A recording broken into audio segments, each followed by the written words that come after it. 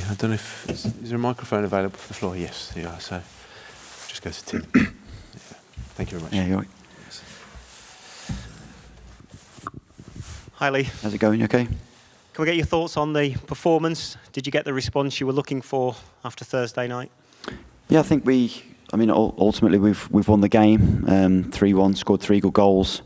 It was a shame that we couldn't keep a clean sheet. The fact that I'm still not, I don't know the players that well yet in terms of the way the team reacts to a defeat and a setback. So I was thrilled to the way that they responded. It's a great sign of a good team when they do suffer a setback and they come back so strongly. In terms of, I thought we really dominated the game, created some good chances, scored some really good goals. It's just a shame we couldn't have kept a clean sheet. You've just said in an interview that this job deserves a world-class manager who's won trophies, and you're still on the path to that. Yeah. Does that mean you feel that the long-term job is too soon for you? Definitely not. I think I tried to make it as clear as I could. Anytime we speak like this, my remit was for 3 camps, the Nations League. The point I was trying to make is that it's one of the top jobs in the world.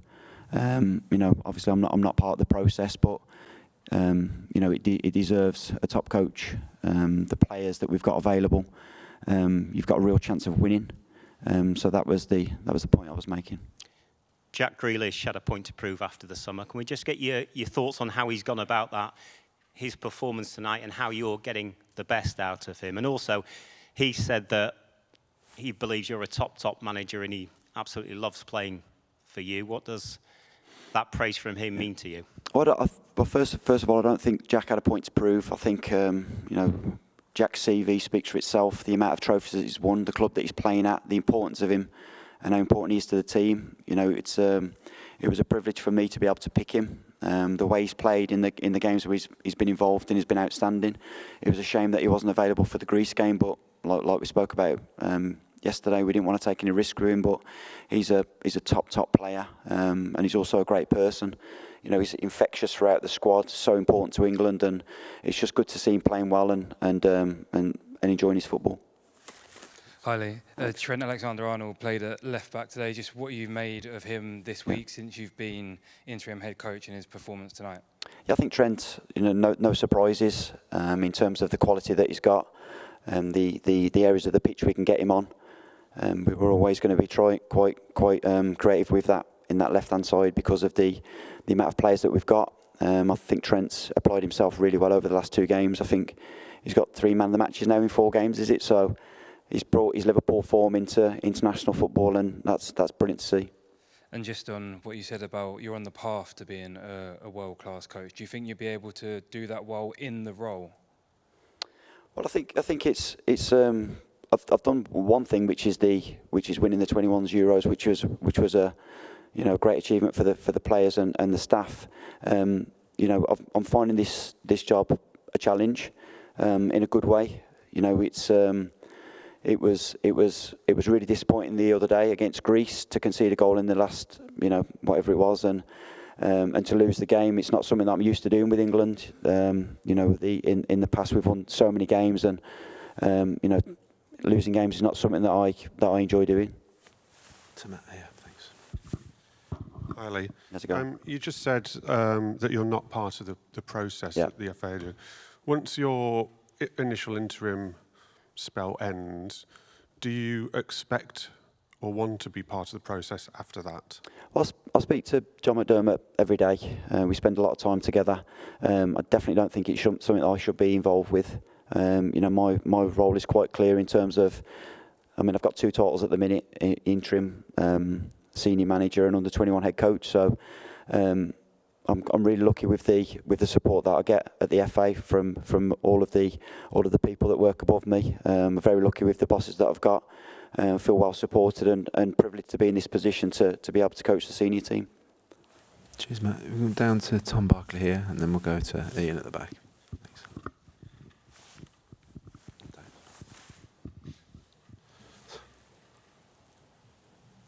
Hi Lee, just on Jack, he talks about the freedom that you're giving these players was the sort of route to the victory today. Do you feel like you're getting the responses that you want from the players with regards to freedom? And then he also said in his post-match interview that he had a £500 bet with Trent Alexander-Arnold. Will you be making sure he pays up on that? I'm not sure about the bet. I've not heard that one. No, I think Jack. That was a question, wasn't it, Jack? Yeah, I think Jack's been outstanding for the games that we've had him. He's playing with a lot of freedom, like you've said, but you know there's definitely structure within that in terms of his starting position. It's important that we have a base to start from, and Jack's very important in that, as is the other side, in terms of the width that we play with. I think where Jack's probably improved for us, I'm not really sure about what his past England record, but I think that's 2 goals now in 3 games. So, you know, it's very important. I know Jack said in the past that that's not a massive part of his game, because there's a lot more to his game than goals and assists, but it definitely helps in them wide areas if you can contribute to, you know, towards the scoreboard. Lee, going back to the comment you made on television about, you know, this job deserves a world-class manager who's won trophies. That almost suggests a foreign manager, you know, but there literally aren't English coaches currently with won major trophies. Is that something, because you're sort of part of the sort of pathway, the under-21s, that's kind of what the FA have been looking into, and that seems to contradict. Yeah, I think the point that I was trying to make, which I suppose it's more like the hopefully comment. It was the fact that this is a world-class job. This will be up there with the best jobs in football. So you know, whoever gets it is going to be at a high level. Again, it's a privilege to do this job. I feel really well trusted. That's why, you know, it was so tough the other night to lose a game and you know, have a defeat. But similar to what we spoke about earlier, the response has been good. You've obviously been very reluctant to say yes or no, I want the job or I don't want the job. Why are you so reluctant to answer? I'm definitely reluctant because in the past, when I've done this caretaker stroke interim role, I've gone so far down the I don't want the job that I've not done the job. I've actually not done the job, and it was one of the things that I spoke about when I was asked to take temporary charge, that it's important that I keep an open mind, because in that case, then I'm not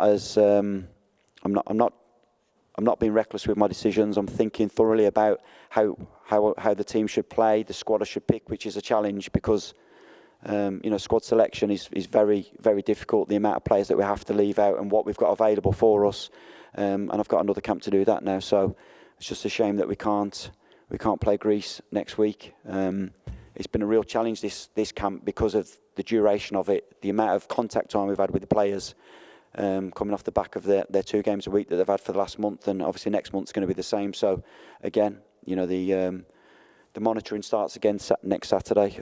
Watching the players and getting the squad together. Sorry. Hi Lee, congratulations on the win. Thank you. You've spoken about being open-minded. A lot of people have taken your comments tonight, and I'm sure you're bored of questions about this by now, as that you're effectively ruling yourself out. Is it just, is that the wrong assessment? Yeah, definitely. I think it's, like I say, it's important that I do the best that I can.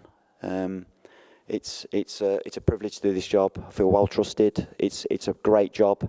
And you know, whoever gets it will be fully deserving. And when it comes to next month, after the September camp, it seemed like your mind was straight onto it. You were planning personnel change and everything. Have you already thought ahead to that? Yeah, definitely. I think it's, you know, I'm constantly thinking about the squad, the team, the form of the players, who's playing with who do I think can play together. You know, I've watched the Greece game back twice now, and I've almost got to put that to bed now and watch this game. There was a lot of positives to take from tonight.